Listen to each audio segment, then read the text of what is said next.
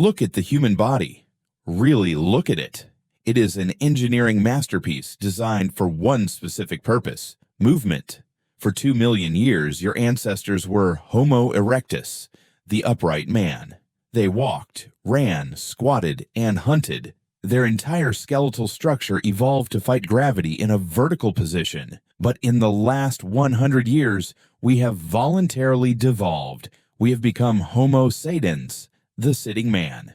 Right now, if you are an office worker, you likely spend nearly 10 to 15 hours a day in a chair. Most people think sitting is rest, but biologically, that is a lie. Sitting is not a neutral state. It is an active metabolic and mechanical attack on your body. While you are comfortable, your muscles are shortening. Your blood chemistry is changing. And here is the hard truth. Going to the gym for 1 hour a day does not fully cancel out 10 to 12 hours of sitting. In this video, we will decode the sitting disease. We will break down adaptive shortening, gluteal amnesia, and metabolic stagnation. And we will fix it. Let's start with the mechanics. When you sit, you force your body into a 90-degree angle. Think of your hip flexors like a heavy-duty rubber band connecting your lower spine to your thigh bone. When you stand, this rubber band is long and elastic. But when you sit, that rubber band goes slack. It bunches up. Imagine keeping a rubber band in a shortened position for 10 hours a day, every single day, for 10 years.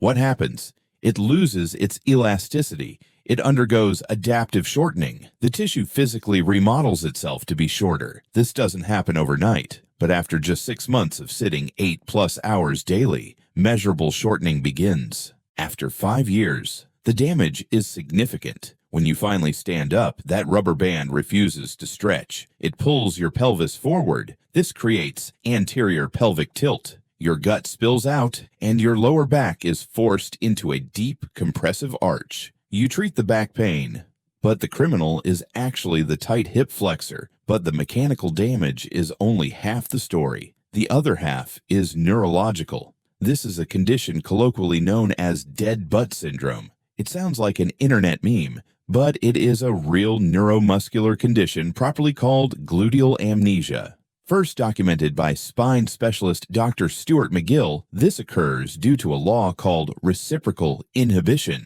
Here is the rule. When the muscles on the front of your hip tighten, the brain forces the muscles on the back, your glutes, to relax. Since you sit all day, your brain sends a constant off signal to your glutes. Eventually, your brain literally deletes the neural pathway to your glutes. They become ghost muscles, present in your body, but absent in your brain's motor map. Why is this dangerous? Because your glutes are the engine of your body. If the engine is broken, your poor lower back has to do all the heavy lifting. This is the recipe for herniated discs.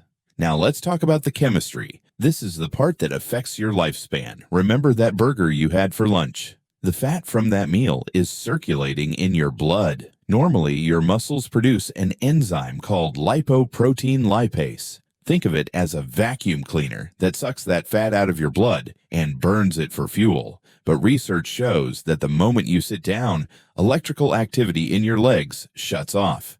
The vacuum cleaners stop working. Lipoprotein lipase activity plummets. So that fat isn't getting burned. It is just floating. Imagine grease slowly coating the inside of your kitchen pipes.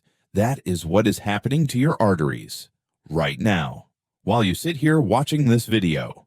This is metabolic stagnation. This metabolic stagnation is why people with sedentary jobs have twice the risk of heart disease, even if they exercise regularly. The sitting is literally aging your cardiovascular system faster than time itself. Let me tell you about Sarah. Sarah is a 34-year-old software engineer. She runs marathons, she eats clean, she does everything right, yet she suffered from chronic, debilitating lower back pain. When we analyzed her day, the problem wasn't her workout, it was her work. She ran for 1 hour, but she sat for 11 hours straight coding. Her hip flexors were so tight that even when she lay flat on the floor, her lower back arched off the ground. When we had her lie down, we slid our hand under her lower back. There was a gap so large we could fit a water bottle through it. That's how tight her hip flexors had become. She literally couldn't flatten her own spine against the ground. She was an active couch potato. We didn't change her running. We simply introduced a protocol to interrupt her sitting. And within 3 weeks, her pain was 80% gone. Here is exactly what she did. And it's the same protocol used by millions of workers in Japan, where they've turned this into a national strategy. In Japan, many companies have mandatory radio Taiso, group stretching breaks every few hours. They understand a biological truth. The damage comes from the continuity of sitting.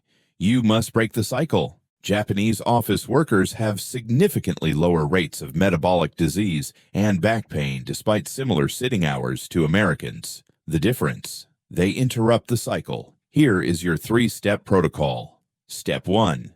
The 30-minute reset. Set a timer. Every 30 minutes, stand up. You don't need to exercise, just stand. Walk to get water. This simple act turns the lipoprotein lipase vacuum cleaners back on.